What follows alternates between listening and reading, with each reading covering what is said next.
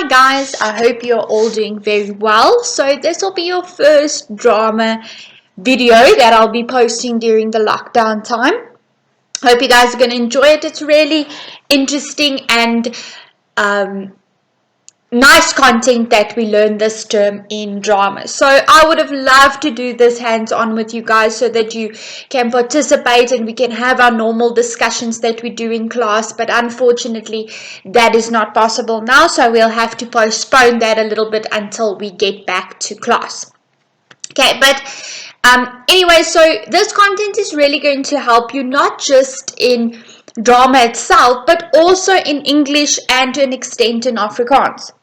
So what we're going to do today is we're going to analyze a poem, how to get the meaning from a poem, how to analyze a poem, how to deliver a poem so that it doesn't sound like a song. I don't know if you guys have ever said a poem or read something to your mom or dad or sister or brother or whoever, and then they say to you, oh, it sounds like you singing. So a poem is very profound for that very reason. They say that when people read poems, they read it in a sing-song manner because of the way that it is written. And that is why we should analyze a poem before we deliver it to avoid us having that sing-song poem, because then the meaning of the poem and where the emphasis should be on the poem gets lost. But if you really analyze it and you know what message you want to give to the audience, then it's a lot easier. So I know a lot of you are sitting there now and you're thinking, oh, I'm never in my life going to deliver a poem and this is just ridiculous. I'm not a performer. But there is times in your life where you're going to have to perform. Not just perform in the sense of in front of an audience to entertain them, but even when you become a CA one day, for example, and you have to give a presentation on a financial state that you have worked out and you have to sell this product or how you interpreted the data that you have, you are going to have to present it to an audience, even if it's an audience of 5 people.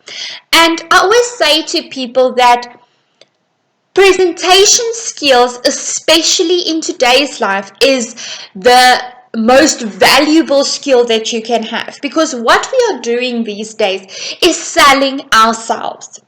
Even if it's for a business venture, if it's for a sporting venture, if it's for sporting equipment, if it's for selling something, we are always selling ourselves. And if you go to university, for example, and you decide, okay, you want to study whatever, you name it. You can name in your head now what it is that you want to go and study.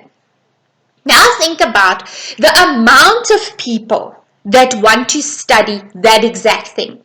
Or even if you don't want to go and study, if you just want to go into a field, still think about how many people there are that want to go into that specific field. Now, you go for a job interview. A job interview is hardly ever an interview where they hunt you. You first have to make a name for yourself before that kind of thing happens. So don't think about that yet. Think about your very first interview. So say, for example, you just got out of university. How many people got out of university with you?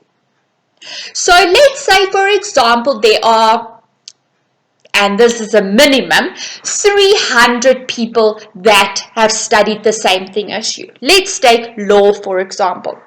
You've all studied law. Now, out of those 300 people from just your university, 5 decide to go for the same job interview as you do. Because we get our job interviews, our breaks in life on the same platform. So maybe you'll get it off of the internet, or you'll hear something from a friend, or you'll see it on social media. So we get our job interviews and our opportunities on the same platform. Now, 5 of you go for this interview, just from your university. And if you think about how many universities there are in the country, quite a few. So if 5 from every university goes, which is a minimum, say for example you have 30 candidates that go for this interview. You all have the same qualification. You've just finished university. You know more or less the same amount of things. So maybe, yes, you were at the top of your class at University of Johannesburg, but there's a top of the class in the University of Pretoria. There's a top of the class at the Rhodes University. So there are few top of the class candidates. So we can't just rule out, I was the top of my class, I'll get this interview. So same qualification, same type of knowledge. Okay. What sets you apart from the other candidates that go for this job? And that is where drama comes in. Drama gives you a skill that sets you apart from other candidates at an interview. It's just one of the skills that it gives you. So I want to ask you guys, if I now had to tell you, you have to go and do an unprepared Afrikaans speech in front of the grade 12 group, how many of you would raise your hand and voluntarily do this with confidence? So you can think by yourself now and decide, would I do it or would I not do it? Now, drama gives you that courage, that voice, that self-confidence to be able to do that. Because in essence, an interview is exactly that. That is how scary an interview is. I mean, you have learned how to speak. You have been doing speeches for the past 7 years, plus this year is 8 years. And you don't have the confidence to go and speak in front of people that are above you. So is that not what an interview is? An interview is speaking to people that are above you and speaking about something that you are knowledgeable about. And if you take it in university, you only learn for about 3 to 4 years, except if you go further. So this is where in any job that you do, any platform that you take on, you have to have presentation skills. And presentation skills does not mean you can talk nonsense in front of people. It means that the message that you convey in front of a group of people is meaningful and they get what you are trying to say. So maybe this will become a little bit more clear when we start analyzing the poem, because there are ways in which you say something. So I always like to use this example. Just by moving emphasis in a sentence, you can change the whole meaning of the sentence. So say for example, I tell you, sit on top of the fridge. Okay, so now I say to you, sit on top of the fridge. What meaning do you get of that? You are going to sit on top of the fridge. Now I say to you, sit on top of the fridge. Now it sounds like I'm giving you something to put on top of the fridge. So just by changing my emphasis in the sentence, just by changing the pause in my sentence, I say something completely different. And this is where sometimes you try and convey a message and you tell someone something and they get the wrong meaning from it because you haven't analyzed what you want to say that well. So now you might think, okay, ma'am, but I can't, before I say something, analyze it in my head and then say it. No, this is where drama comes in. This is where drama teaches you that skill to do it as quick as possible. When I started drama, I used to sit with a poem in front of me, and it used to take me 5 to 6 hours to, and then it's a short poem, it's a poem of 10 lines, to analyze how I want to deliver this poem to get the right message. Now I can do it in 2 minutes. Now I can analyze any poem that you bring to me in 2 minutes and deliver it for you. Because that skill, just like anything else that you learn, is embedded in you. And why I say this will help you with English and Afrikaans, I don't know if you guys have sat in an Afrikaans or English class and this has no affiliation with any of your teachers. You have amazing Afrikaans and English teachers. So this is nothing to do with them. But you sat in that class and you thought, ma'am, where did you get this meaning from this poem? How do you know that writer meant that? So think about it. Have you thought that?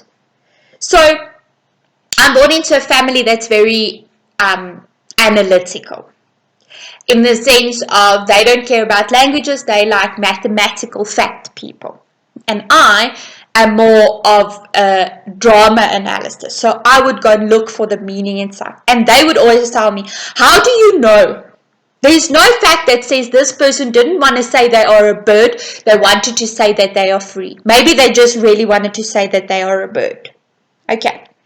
So this is a conversation that we've had in our house quite often. But that is because the interest isn't there and the skill hasn't been developed to see beyond the words, to look at a poem figuratively and not literally.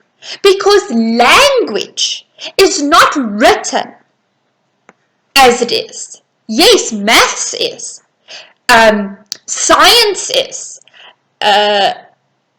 Even history is. Geography is. That's based on facts. But the skill that language and poetry and dramatic arts teaches you is to look further than just what you see. And this makes it interesting.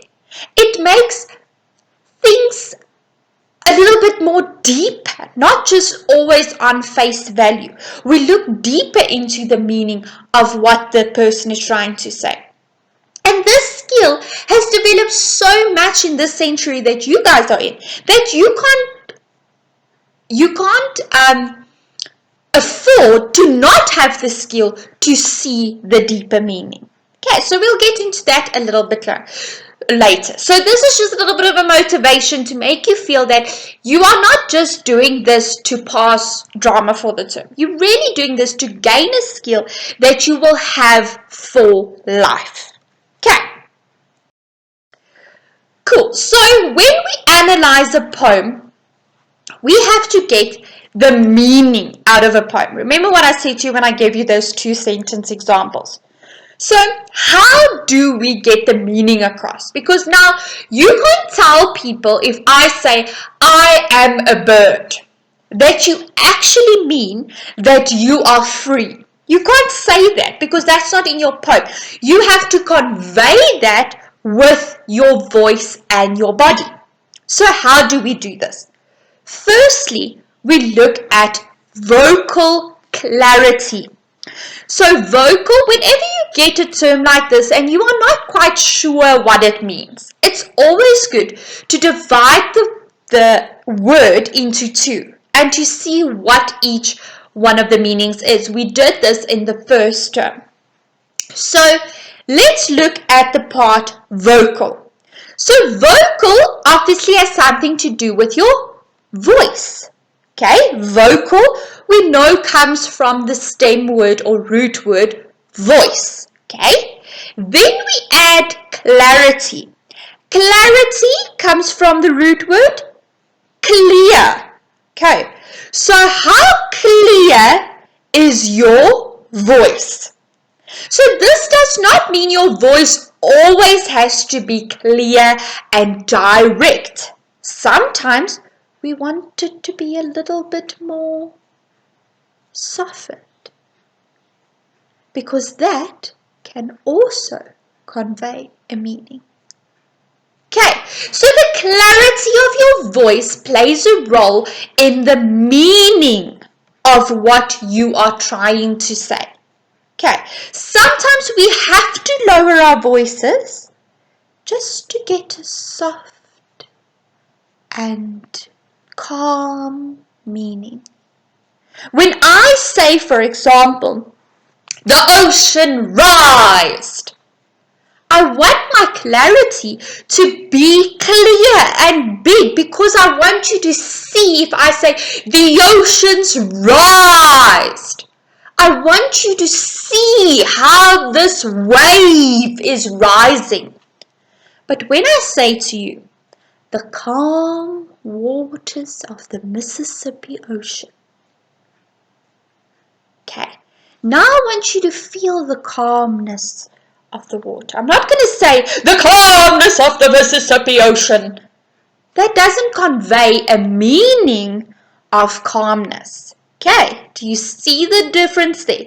So vocal clarity. So you don't always have to have clarity, but depending on the meaning that you want to give across, that is the clarity that you use.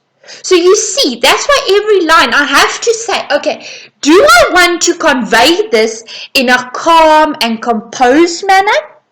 Or do I want to convey it in a big and dramatic manner? Okay, vocal clarity.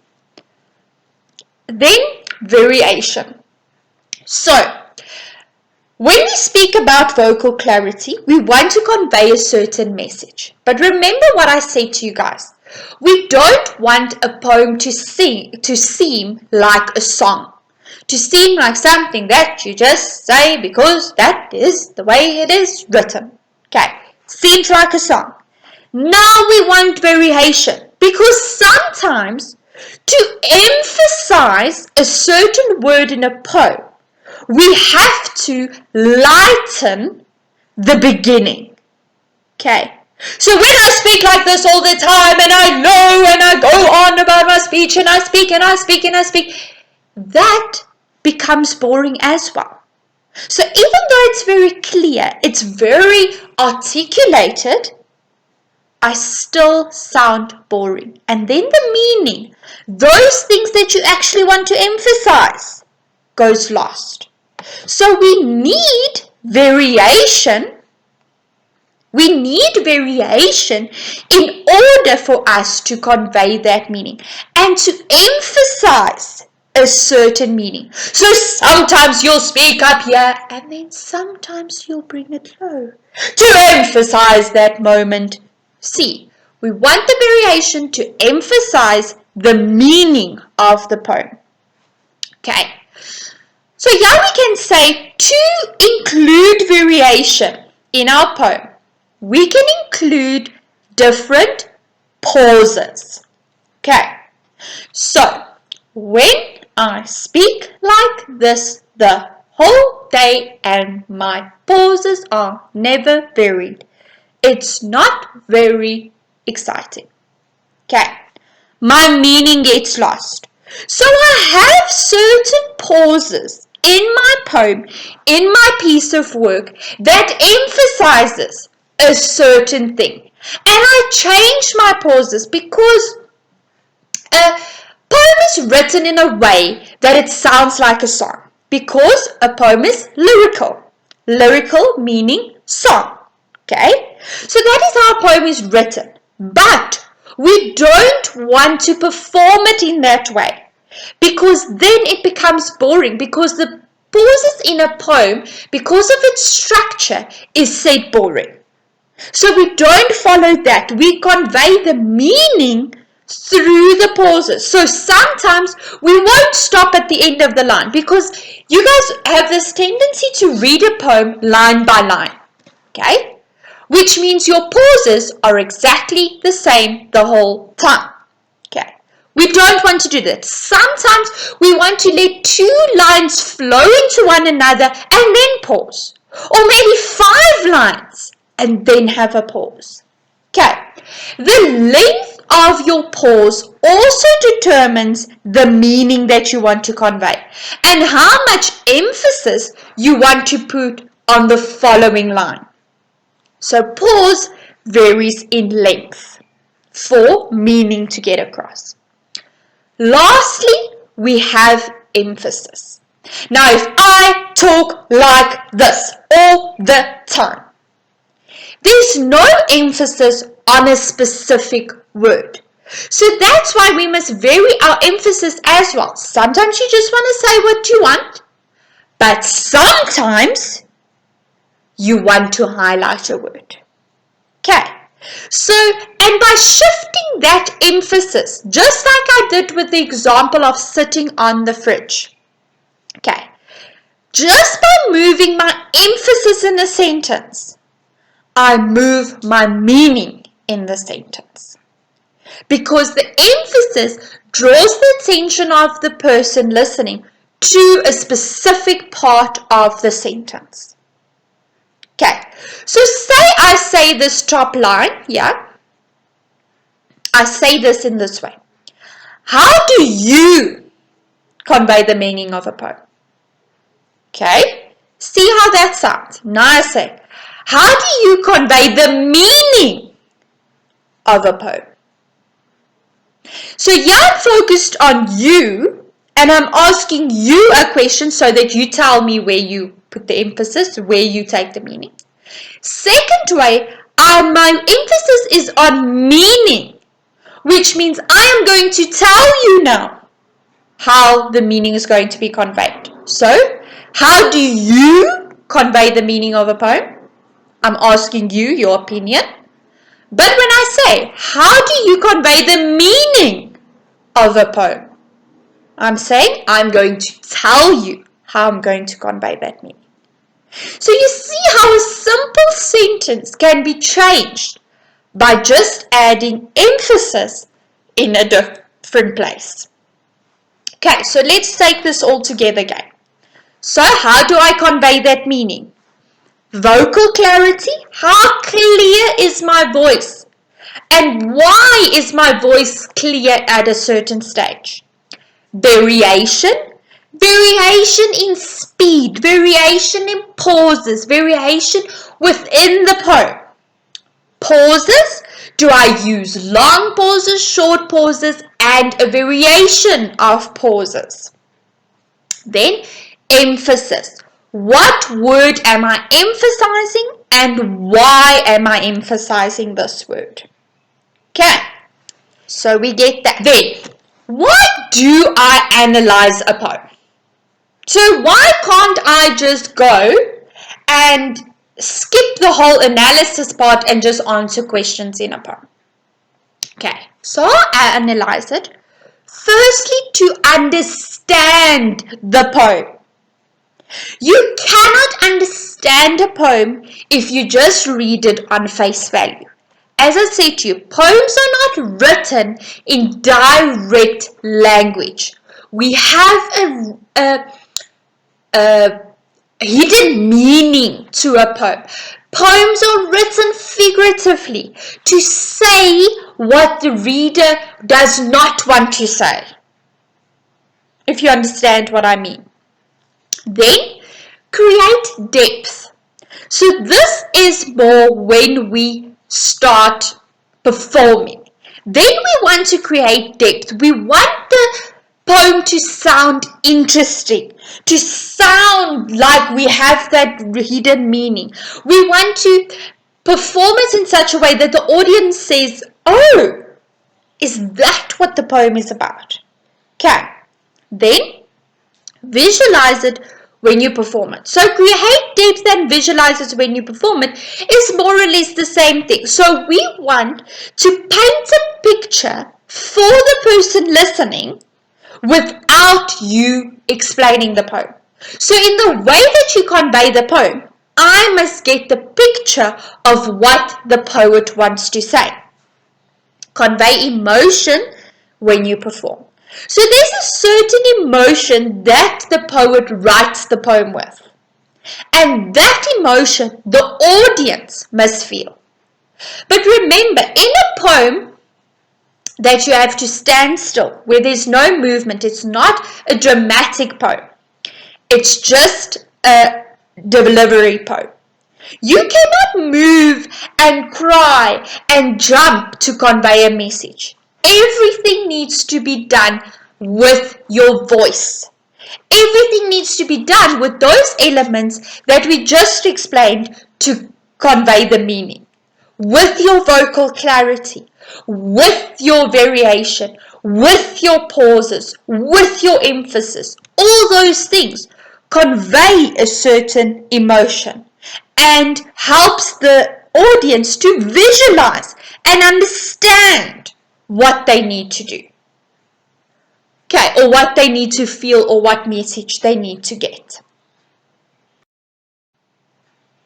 Okay, so before we can even start with the delivery of the poem, how to say the poem, we first need to understand the poem. We need to know what message we want to give across, because if you are going to jump into analyzing the poem, analyzing how to deliver the poem, without knowing the meaning of the poem, you're going to convey the wrong meaning of the poem. So first, you need to go through your poem and say, okay, this line means this. So when Miss Mostert or Miss Friend takes that whole period to tell you the meaning of every single line in a poem, or Miss Ford or Miss Weymouth tells you the meaning of every line in a poem, that is the most important part of analyzing a poem, is first knowing what every line means. Then only can you decide, okay, I want to say the poem in this way to convey that meaning. So that's why it takes so long to analyze a poem, especially for you guys who doesn't have the skill yet to just read through a poem and knows what it means. Later on in life, when you've mastered that skill, you're going to be able to do it very quickly. But for now, you still need to take time and really think about every single line. Okay, so here is a very nice thing that I think I have discovered. Okay, no, not really, but yes, for myself, this motivates me to want to know more about analytical analysis of poems. So, remember in the beginning I said to you guys, especially in this century, we need to know the deeper meaning of things. So before we even get to this little pictures that I've put here, these memes, I want you to think about your Instagram account or Facebook account or Twitter account or whatever accounts you guys have, or statuses on WhatsApp. So if you read someone's status and you're like, this is not what this person means. So for example, they'll say, oh, I'm so happy about what happened at school. Okay, then we know they're not trying to say that they're happy. They're trying to say that they had a bad day and whatever happened at school, they are not happy about it. Okay, now if you were not an analytical person, you would not be able to analyze that sentence and to figure out that person is actually talking about the incident that you and this person had during break. And they are not happy about it. They don't want to say it outright. I wasn't happy with the way Dollar treated me. Okay, they don't want to say it like that. They want to say it in a hidden meaning, and then you must convey that message. Or they'll say, I'm so in love, but I don't know what to do. Okay, so now you can analyze this and see the type of person that this is, see the people that they're involved with, to figure out who are they in love with. Okay, because we can analyze the status knowing the background of what the status says. So we analyze people's words daily.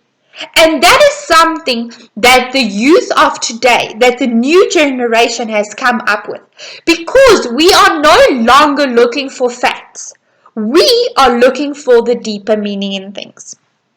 That is why memes have also been created. So through the language of poetry, we've gotten something as cool as a meme. We can convey a meme and everybody knows what this means. Have you ever showed a meme to an older person?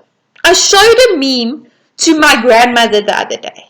And firstly, she would ask me, let's take this meme for example. Me leaving work the day before vacation. Okay? She'll first ask me, who is this person? Okay, who's that? And I'm like, no, it's just someone. I don't know who it is. Okay, but why do you have a photo of them? Okay, so this means that they have not been in the generation that we are in.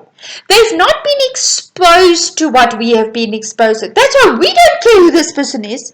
We look at the facial expression, we analyze that, we analyze their body language to know what this means. All people go, who is this person? They don't even care what it says.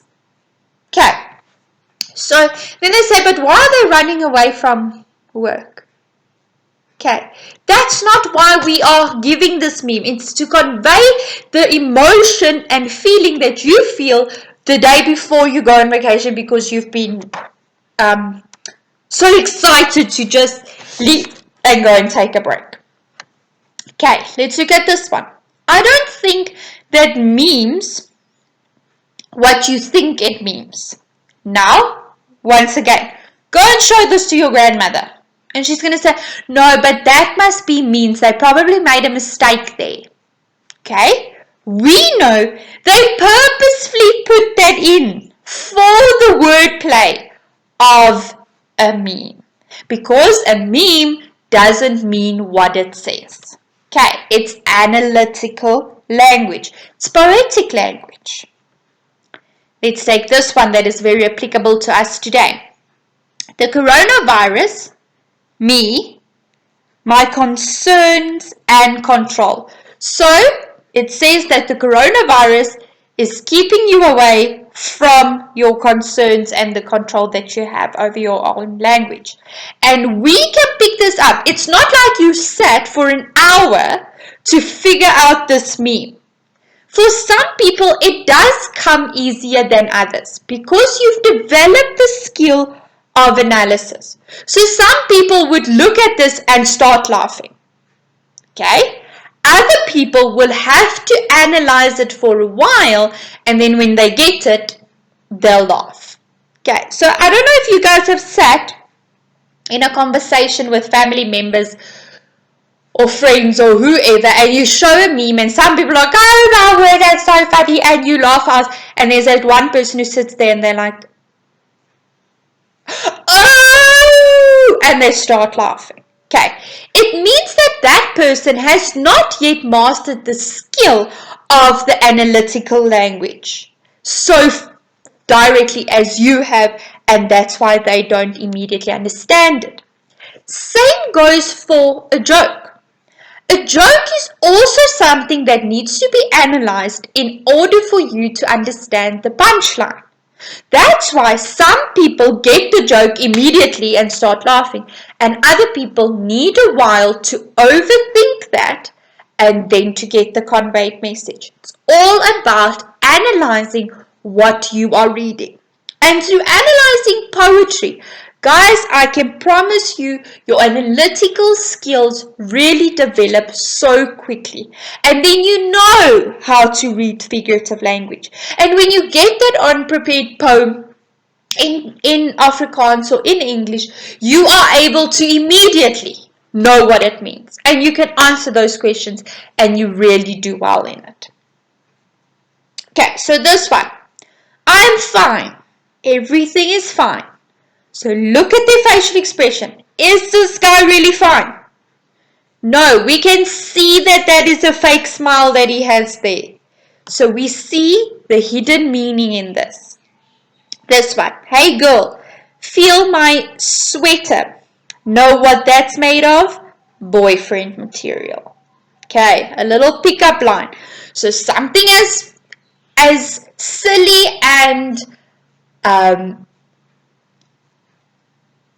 normal as a pickup line needs analysis. And if we don't have analytical skill, you're going to be like, huh? What did he say? Maybe you'll make a fool of yourself. Okay, so this is a very, very simple example of how we analyze things, means. But guys, in our everyday life, we do this. And you mustn't see analyzing a poem as different to analyzing a meme. You're still analyzing words. Just think like you would think when you analyze a meme. Think in the same way when you analyze a poem. And then it will be easy. Paint the picture for yourself. Make a picture for the meme that you read in a poem. Okay. So, now going to take a poem. So I've asked you guys in the month of April to summarize the term to work in your drama textbook. So some of you have asked me, and this is very concerning because this means that you have not even gone on Etsy on your my ebooks to see what textbook you have for drama, which is very bad because we've gone through a whole term. But anyway, so you have the Platinum Creative Arts textbook on Etsy. And I've asked you to summarize term 2's work. It's really not a lot. There are 7 topics. So it will literally, if you do a topic a day, which will take you maybe an hour a day, you could have done this in 7 days. Okay, then you would be done. So you would see then that on page 96 of the textbook, there is a poem written. And that poem's name is Dandelion's Thinking. So because it's a short poem, we can quickly analyze the poem to see what the deeper meaning of the poem is. So remember I said, before you can think about the delivery of the poem, we first need to analyze the meaning of the poem. So, by yourself, quickly just pause the video for a moment and read through the poem as you would through a normal poem. And then press play again and we'll go on. So do that now.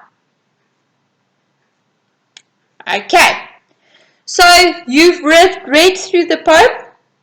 Now I want you to read through the poem again because now you are familiar with the poem. So you're going to pause the video again, read through the poem again, but this time try and read it and record yourself. So on your phone, take your phone, press the recorder, start reading the poem and listen back to the recording. Do that now. Okay, so you've done that now. So how many of you sounded like this when you read the poem? Dandelion's thinking. Dandelions don't care. That nobody cares. To cultivate dandelions. Dandelions don't know. That everyone knows they grow everywhere. Underfoot, in cracks, excavatory. Okay, how many of you read like that? How many of you read like this? Dandelion's thinking. Dandelions don't care. That nobody cares to cultivate dandelions. Dandelions don't know. That everyone knows they grow everywhere. Underfoot, in cracks, extravagantly. Okay, so that's the normal thing to do, is to read like that. But you can hear that that sounds very, very boring. And if you have to listen to that 3 times in a row, you would actually maybe die. Okay. And it does not convey the meaning of the poem at all. So even though this is such a simple short poem, this poem really conveys so much meaning that when you deliver it properly, it can really be a beautiful poem to perform. So let's start. So dandelions thinking. Okay. Obviously, dandelions is the flowers. They cannot think. But now we compare a dandelion to a person. Personification. We're putting something that a person would do, think, to not an inanimate object because they are living, but something that cannot really think. Okay, so dandelions don't care that nobody cares. Okay, our emphasis is on nobody. Okay, dandelions don't care that nobody cares to cultivate dandelions. Cultivate meaning to grow dandelions. So dandelions don't even care that no one wants to further the line of a dandelion. He is just proud to be what he is. Okay.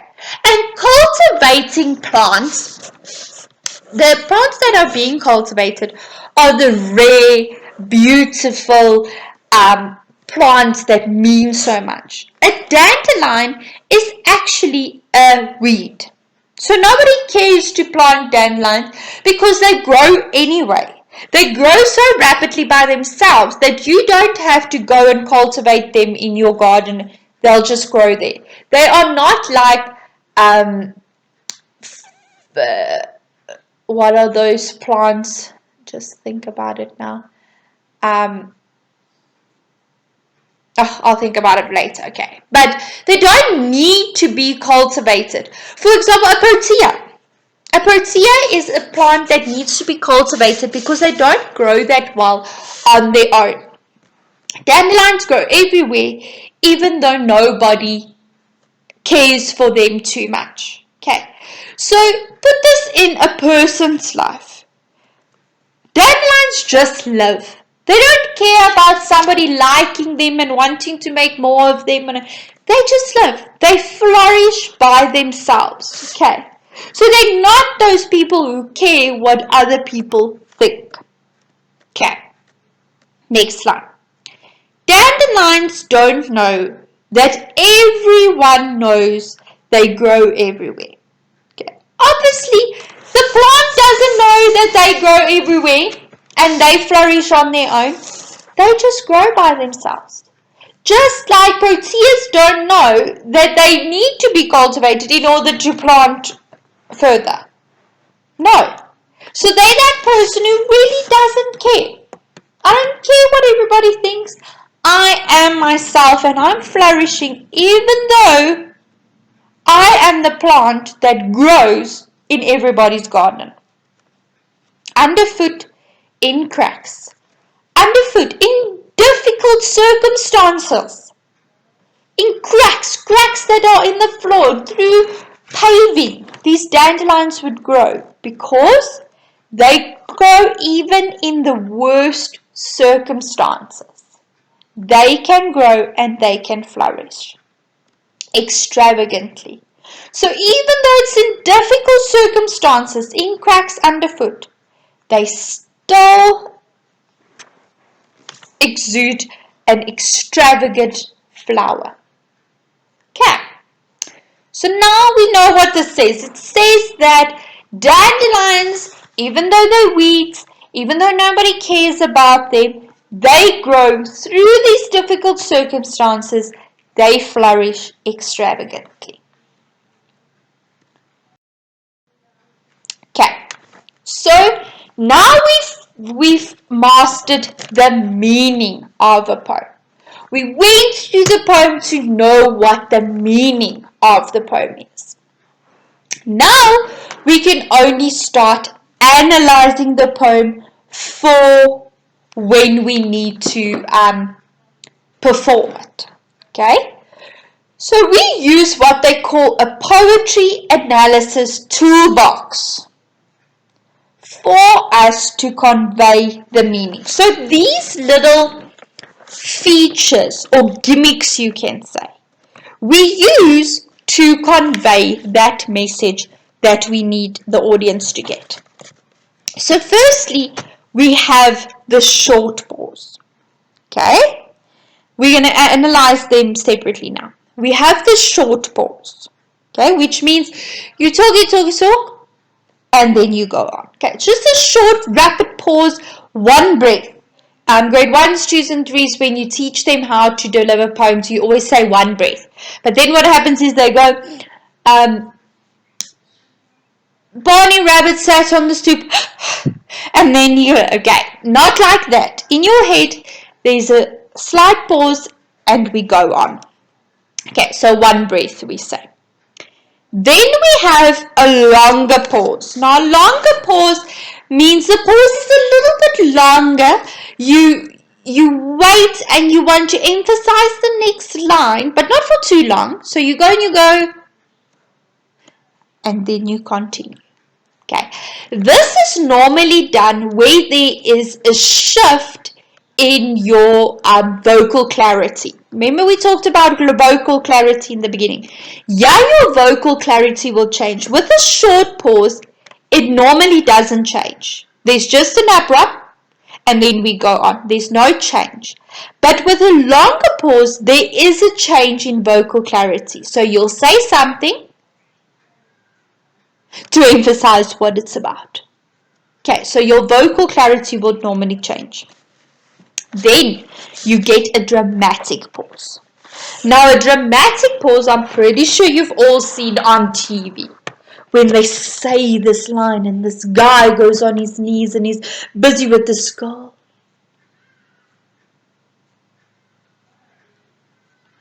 And then he vanishes.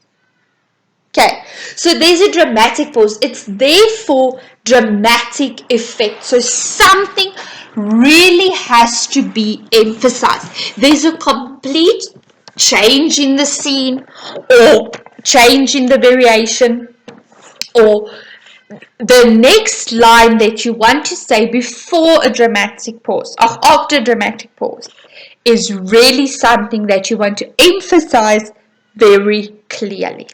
Okay. Then we get continuation of lines. So that is in a poem where you want to say more than one line in the same rhythm. So without any short pause, longer pause, or dramatic pause. We want to let the lines continue. Now this is once again for variation. So variation so that we don't stop every line where it ends in the poem. Okay, because then it's going to sound like a song. So sometimes there's nothing really that you want to emphasize in the lines that you are saying. You want to get to the emphasis of the fifth line. So that's why the first four lines you quickly say to get to that, to emphasize that last line. So you'll have a longer pause to emphasize that. Okay, we'll see how it works practicality. But this is the signs that you use. Sorry, I should have said this in the beginning. These are the signs that you use in the poem. So you analyze the poem, get the meaning, you write that down. Then you add these things to emphasize how you're going to deliver the poem to get that meaning across that you want to get across. So you use it. So you use one line for a short pause, 2 lines for a longer pause, and 3 lines for a dramatic pause. Okay. Continuation of lines. So you'll have a little loop that goes from one line to the other line, indicating, yeah, you mustn't stop to go to the next line. Then lastly, you have highlighting words. Okay, so this can be done by either underlining the word in the poem or you can take a highlighter and highlight the words. So that is the words that you really want to emphasize to get that meaning across. Okay, remember what I said. If you emphasize certain words, it changes the meaning of what you want to say.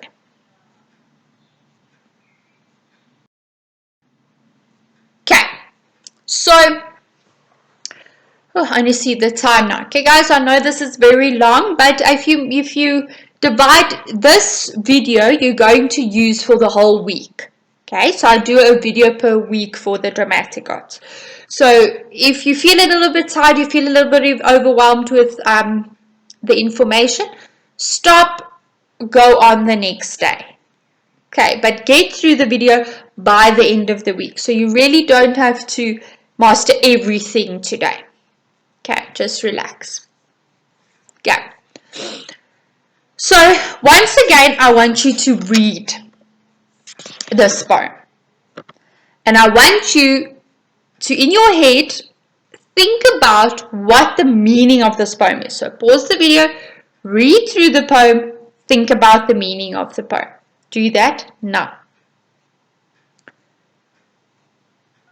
Okay, so when you've read it, you can think about how the meaning is. So I'm going to read it to you quickly, just normal reading. Pretty women wonder where my secrets lie. I'm not cute or built to suit a fashion model size, but when I start to tell them, they think I'm telling lies. I say it's in the reach of my arms, the span of my hips, the stride of my step, the curve of my lips. I'm a woman phenomenally. Phenomenal woman, that's me. Okay, so this is really one of my favorite poems of all times, written by Maya Angelou. Phenomenal woman. Really a very striking, very profound poem for me, for women all over. Okay, so obviously the way I've just read it, you don't get that message, you don't get the meaning, you don't get the feeling of the poem, but when we've analyzed it, when we've added the little gimmicks, we can read it again and then you'll see the difference in reading the poem. Okay. So firstly, we have the short pause. So I've explained to you that a short pause is just a one breath pause that you use to get variation in a poem. So when I first read the poem, I said, pretty women wonder where my secret lies. I'm not cute or built to suit a fashion model size. Okay, so because lies in size rhyme, sometimes we tend to stop there and to stop there because these two rhyme. Because it's lyrical, it's written like a song. But we don't want this to sound like a song. We want to emphasize certain things. So now I add a pause there. I say, pretty women wonder where my secret lies. Quick pause. I'm not cute. You want the people to think. Or built to suit a fashion model size. Okay. Already there's a bit more meaning to the poem than when we first read it. Let's read it again. Pretty women wonder where my secret lies. I'm not cute or built to suit a fashion model size.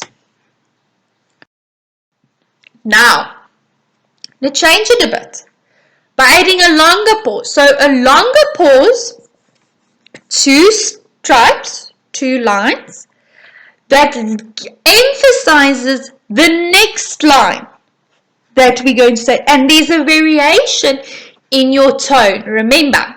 Okay, so pretty women wonder where my secret lies. I'm not cute or built to suit a fashion model size. Okay, so you can see the difference with the one pause, the short pause, and the longer pause. Okay, there's more emphasis on the next line. Then, dramatic pause. Dramatic pause, as I say, really emphasizes and dramatizes the next line that you're going to say. So that's 3 lines. So let's read it. Pretty woman, wonder where my secret lies. So now they start thinking, where does her secret lie? What does she do? And it's like anticipation. I want to know. I'm not cute or built to suit a fashion model size. So you can see that with the dramatic pause, with adding the dramatic pause there, we take the pause out of the next line. Because otherwise the pauses are going to seem daunting. So when you have a dramatic pause, you'll probably not have a pause in the next line because we want to keep variation there. Going to read it again. Pretty women wonder where my secret lies. I'm not cute or built to suit a fashion model size. See how my variation changes, how I emphasize that that is not what I look like. Okay. Next we have the continuation of lines. So yeah, not like in the previous one where we have pauses, we now say the lines continuously so that they form one entity. So it's normally one thought that would be said in one breath. Okay, so the others are said in different breaths. So there's a breath, a short pause or medium pause or a dramatic pause. Now we have a continuation of ideas. So for example, okay, so let me first read it without the continuation. It's in the reach of her arms, the span of my hips, the stride of my step, the curl of my lips. I'm a woman phenomenally. Okay, so you can see that that doesn't convey any message. Now say it. It's in the reach of my arms, the span of my hips, the stride of my step, the curl of my lips. I'm a woman. Phenomenally. Okay, so you can see by the continuation of the lines, it almost creates a build-up. Because this idea, it's one idea that we want to take across. So it's nothing to do with, or it has to do with my physicality of my body. So every physicality, my hips, my steps, my lips. So it's a build-up of things, and then I pause for the next line to be emphasized. Okay, see how that works. Why we have a continuation? Because it's one idea that is conveyed. Okay, then the highlight or emphasis of a word. Okay, so emphasis, as I said, can convey a certain meaning. So if I say phenomenal woman, that's me. I'm emphasizing phenomenal, the fact that I am phenomenal. But if I emphasize that, it emphasizes the way in which I am phenomenal. So phenomenal woman, that's me. Okay. Or you could say phenomenal woman, that's me. So there's no right or wrong to the emphasis of the word, but the emphasis changes the meaning. So what meaning do you want to get across? Do you want to get across the meaning that you are phenomenal, or why you are phenomenal? You have to decide that that's a performer's choice, but then it must make sense. Okay. So I said emphasis is in bold letters. I think I changed around those two slides. Okay. So let's read the poem again. So you remember how boring the poem was in the beginning when I read it. You thought, oh, this is a silly poem. Now we're going to read it with some emphasis. Pretty woman wonder where my secret lies. I'm not cute or built to suit a fashion model size, but when I start to tell them, they think I'm telling lies. I say, It's in the reach of my arms, the span of my hips, the stride of my step, the curl of my lips. I'm a woman. Phenomenally. Phenomenal woman. That's me. Okay, so you see how you now get the message. You get the message of the strong, out there woman with these hips and these curves and these lips, that you get the picture of what this phenomenal woman looks like. Okay, so when you are done with your poem, when you are done analyzing your poem, it should look something like this. There should be medium pauses. There should be a short pause. There should be dramatic pauses. You should highlight certain words that you want to stand out. There should be more words that you highlight. Okay, so as I said, you can do this by underlining the word, because if you have now a piece of word and you've written it, you can't write in bold, so then we underline or we highlight. But when we type, we can actually make it bigger or make it bold. Okay, guys, so you will see in your activity that I've given you for this term, you had to choose a poem or write a poem about how you felt during the lockdown, I think. Yeah, I could be wrong. But you had to write a poem and then analyze it. So first give the meaning of the poem. So every line you would write, this is what this line means, this is what this line means, this is what I actually wanted to say, that analysis. And then you add this analysis of how you're going to perform it, because the two go hand in hand. So I can ask you to analyze the poem how you would perform it. Then you use these gimmicks.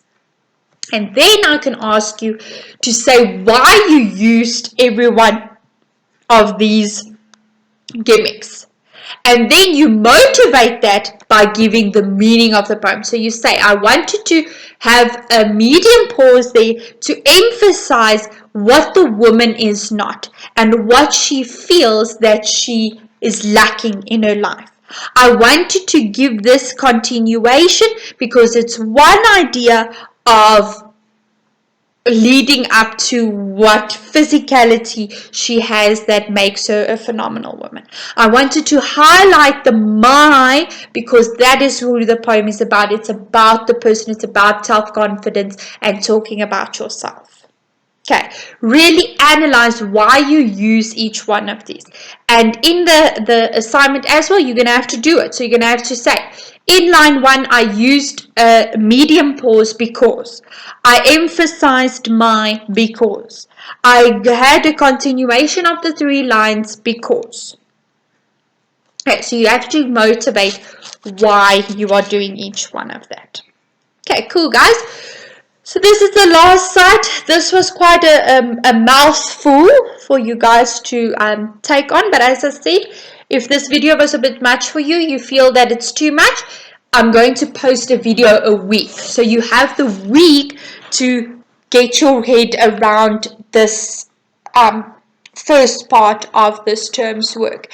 And if there's any questions that you guys have, is there anything that you feel, oh ma'am, I really didn't get this, or I don't understand this, please don't hesitate to ask me on the Google Classroom platform, or email me or send me a WhatsApp and I will assist you. The best thing that you can do is to take more than one poem. So go on the internet, look for any poem. Any poem, funny poems, dramatic poems, lyrical poems, Shakespearean poems, any poem, and analyze it in this way. First, write the meaning of the poem, and secondly, analyze how you would deliver it. And read it to yourself. Record yourself doing these poems. Because sometimes you think in your head you're saying it in a certain way, but when you listen to it, you're like, actually, I sound boring. So take the poem, read it, analyze it, put in the gimmicks, record yourself saying it, and then say, where can I better this? Where can I better the meaning? Analyze it again, then record yourself again until you are happy with the way in which you deliver poems. And this is just like maths. The more you practice it, the better you get in it, the faster you can do it. Okay, so guys, you can start working on the assignment that I have given you, the portfolio task 2. You can start working on that. If you have any questions, you can ask me and I will gladly assist you. But just make sure that you read all the instructions properly and that you answer all the questions in there to do well. The performance date, obviously, I can only tell you guys as soon as we get back to school to see when we actually have time for you to do it. But if you finish it now, you can learn your poem and then you are ready for whenever we're going to perform it. Okay, definitely it will be within the first week or two that you get back to school, so you really have to start with it now, okay, to not get overwhelmed when you get back to school.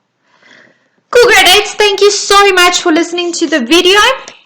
Any questions, please don't hesitate to ask. Cool, have a nice day. Oh, okay, so we haven't finished.